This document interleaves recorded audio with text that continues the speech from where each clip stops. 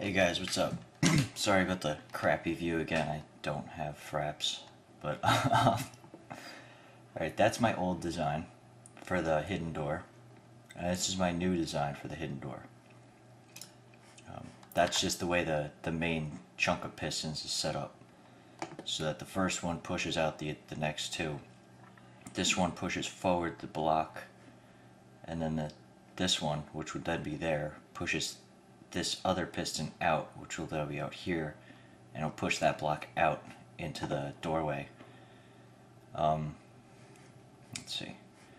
And you can look. Obviously, the wiring isn't compressed or neat.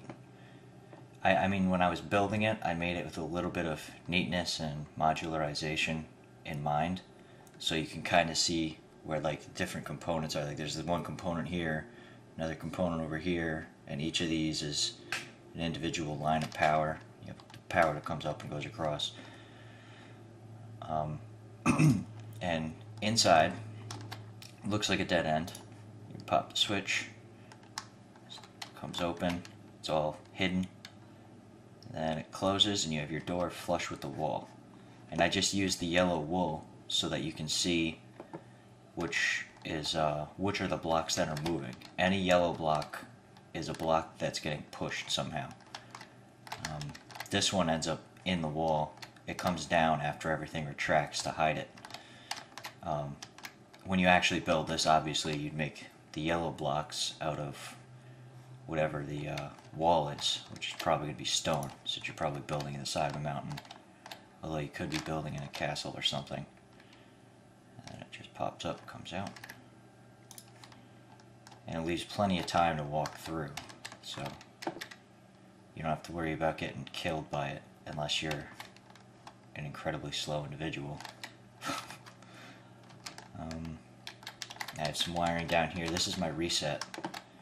What I did was the signal comes and I extend the signal, and then since I'm going to run it through a monostable circuit to turn it into a pulse for the reset, a short pulse for the reset, I have the signal extended, but I have to invert it so that it'll activate this monostable circuit when it comes back on.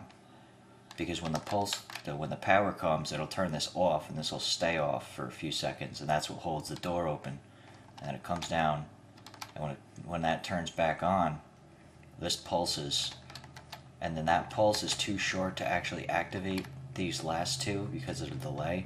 So I need to run it through two repeaters at a slightly different setting, so that it just barely extends the signal. Because monostable circuits make a really, really short signal, so I just slightly extend it. Hold on.